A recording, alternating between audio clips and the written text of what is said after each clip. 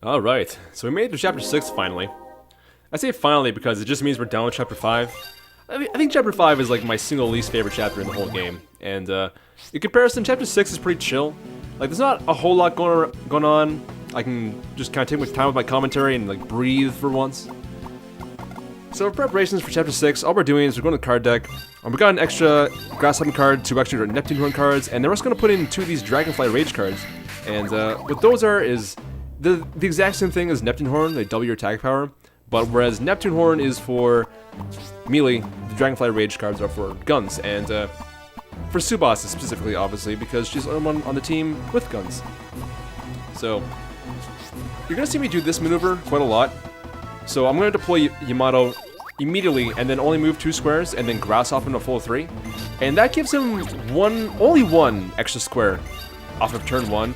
But sometimes that extra square of movement does come in handy like it does in this chapter, so I go for it. But chapter 6 doesn't really do a whole lot, like, new. But the one thing that it does do that's new is it introduces the concept of capsules to us. And so that's what that thing in the middle of the map is. It's basically like a treasure chest. If I move into that square, it gives me whatever's in that capsule. Be it a piece of equipment, a card, or worst case scenario, just like a recipe for a card. Or money, I suppose. And this very first capsule has a auto repair in it, which is a gun part that heals you for 10 HP at the start of every turn.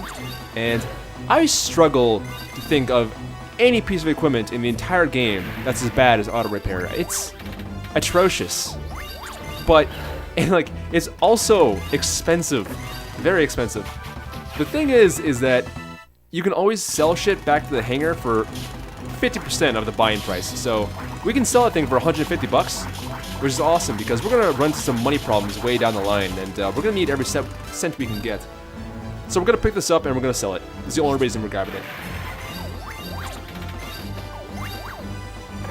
So this chapter is, like, the setup is, we beat the subordinates, and then I guess Elisha yelled at them on the radio, and then we're just gonna fight them again. So they're here, we're fighting them. We've already killed Blade, as you saw. Thankfully, it only took us Yui and Shoya this time.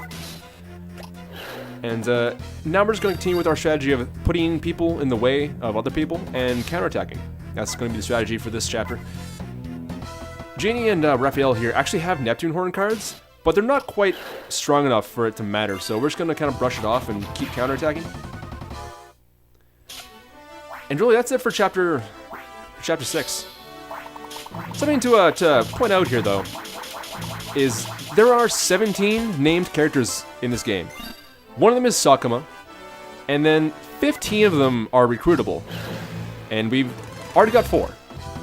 And so it should be pretty obvious, even without all the subtle hints they've been dropping in the actual dialogue of this game, that at some point, these 3 guys are going to join our party. Not right now, they'll do it later, but like look at the background image I got. That is the cover art for Drone Tactics, and you can see right there, fucking Yamato and Shoya and Janie and Raphael just there. They didn't even try and hide it. But so I'm gonna talk about those units specifically for a bit, because I probably should. So I mentioned that the Mantis is like kind of like the Rhino Beetle, but it's never gonna be as good as the Rhino Beetle in like any situation. It's got just like worse stats all around, and the developers kind of justified this by giving it anti-air melee, so whenever it melee attacks an air unit, it does double damage, but it just kind of never comes up. It's not as useful as the anti-ground that the Moth has. The Honeybee, on the other hand, is actually a really good unit. Like, it's got really good stats, like surprisingly good stats for a flying unit, but it's not super great, like, damage-wise, so it usually fills a purpose more akin to the Butterfly. It does have an interesting niche of being the only flying melee unit in the game, and that's going to be pretty cool in a couple spots. And then the Pillbug is just a fucking brick wall. Like, that's his job. It's got by far the most defensive any unit. Second best, if not the best, HP. Absolutely trash movement. It's tied for Sakuma with the lowest at 3. But where Sakuma has treads, which are awesome, Blade has tires, and they suck. I suppose I should mention, so this chapter actually opened with a cutscene, which is really just Raphael rambling. And he was rambling about all this exposition-y bullshit, specifically about this game's set of generic MacGuffins called the Origins. And there's an origin of wisdom, an origin of courage, and an origin of lawsuit avoidance or creation. And these things are never really explained. They're just kind of like around, and they're generically mystical and powerful. And we're gonna basically fight the Black Swarm for these things the rest of the game. And Raphael explains to us in this chapter that like he and the other two subordinates aren't really like bad guys. The only reason they're fighting with the Black Swarm is because they already have an origin, and they promise to use it to send them back to Earth if they help them out. So that's what they're doing. It kind of begs the question why they came to the Bug Planet in the first place. I'm not really sure. Maybe it's actually explained somewhere and I just have ignored it this whole time. Who knows? But that was Chapter 6, being in only 4 turns. Definitely one of the more straightforward chapters in this entire game. Chapter 7 is going to be kind of hectic.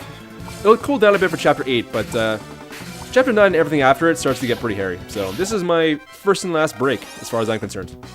I'll see you guys next chapter.